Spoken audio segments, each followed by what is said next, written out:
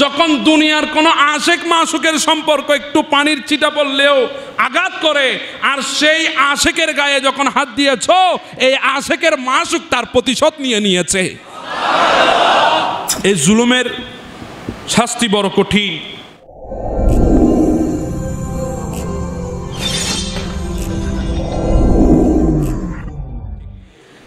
এই জুলুমের শাস্তি বড় কঠিন। এক যুগের একজন ফকির, আল্লাহওয়ালা ছিলেন ফকির। এখন আমাদের দেশে অনেক ফকির আছে, মোটেও অনেক ফকির আল্লাহওয়ালা নয়। কথা বলেন ঠিক না বেঠিক?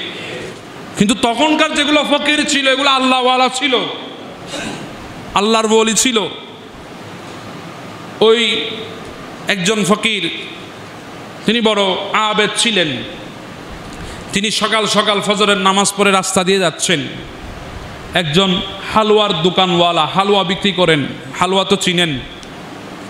ওই ফকিরকে ডাকলেন, বাবা এদিকে আসেন। বলে কি হয়েছে? বাবা আমি দোকান খুলছি, সর্বপ্রথম আপনাকে কিছু আমি নাস্তা করাবো, আপনার মাধ্যমে আল্লাহ পাক আমাকে বরকত দান করবে।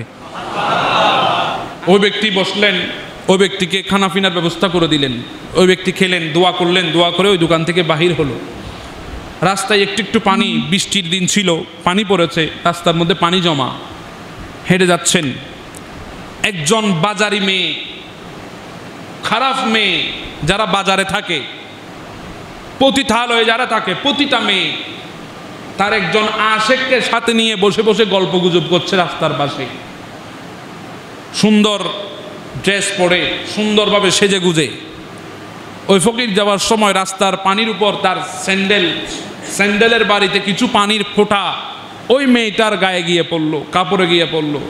তার সাথে থাকা যেই ছেলেটি, ওই ছেলেটা রাগান্বিত হয়ে বলে, আমার প্রেমিকাকে, আমি যাকে বেশি মোহাব্বত করি, তার গায়ে তুমি পানি ফেলেছো, তার দামি ড্রেস নষ্ট করে দিয়েছো, এই কথা বলে ওই ফকিরকে ধরে মারধর করেছে। ওই ফকিরটা কোনো প্রতিবাদ করে নাই। ওই ফকিরটা তাৎক্ষণিকভাবে আসমানের দিকে চাইলেন, আসমানের দিকে তাকিয়ে বলছে, হায় আল্লাহ, কিছুক্ষণ আগে তুমি ইজ্জত দিয়ে আমাকে ওই ব্যক্তির দোকানে মেহমান বানিয়েছো, আবার তুমি আমাকে এখানে আবার লাঞ্ছিত করেছো। সব কার হাতে? কথা বলেন, কার হাতে? ইজ্জত দেনে ওয়ালাকে, লেনে ওয়ালাকে।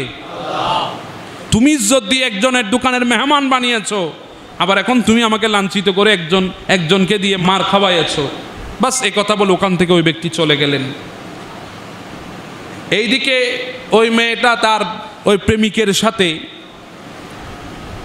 দোকানের ছাদে, মার্কেটের ছাদে ওঠার জন্য সিঁড়ি দিয়ে উঠছিল। ওঠার সময় সিঁড়িতে পা পিছলে ওই মেয়েটা পড়ে নিচে পড়ে মারা গেছে। তাৎক্ষণিক মেয়েটি মারা গেল। সবাই দৌড়ায় আসলো, গোটা মার্কেটের মানুষ, বাজারের মানুষ দৌড়ায়, কি হলো কি হলো বলে মেয়েটা মারা গিয়েছে। ওই ফকির লানত দিয়েছে, আসমানের দিকে তাকিয়ে কি জানি বলেছে, মনে হয় ওই ফকিরের অভিশাপে এই মেয়ের আজকে এই পরিণতি। অনেকে দৌড়ে গেছে ওই ফকিরকে ধরার জন্যে, ধরে বলছে, এই বাবা ফকির, তোমাকে একটু না হয় না বুঝে থাপ্পড় দিয়েছে, তুমি তাই বলে এমনভাবে অভিশাপ দিবা যে ওই মেয়েটি মারা গেল? ওই ফকির তো বড় আশ্চর্য হয়ে গেল, কি বলো তুমি? বলে হ্যাঁ। ওই ফকির বলে, আল্লাহর কসম, আমি কোনো অভিশাপ দিই নাই, আমি শুধু এই কথাটা বলেছি, আল্লাহ তুমি কিছুক্ষণ আমাকে ইজ্জত দিয়েছো কিছুক্ষণ আগে, আবার এখন বেইজ্জত করেছো। এই কথাটা বলে আমি চলে এসেছি, আমি কোনো অভিশাপ দিই নাই।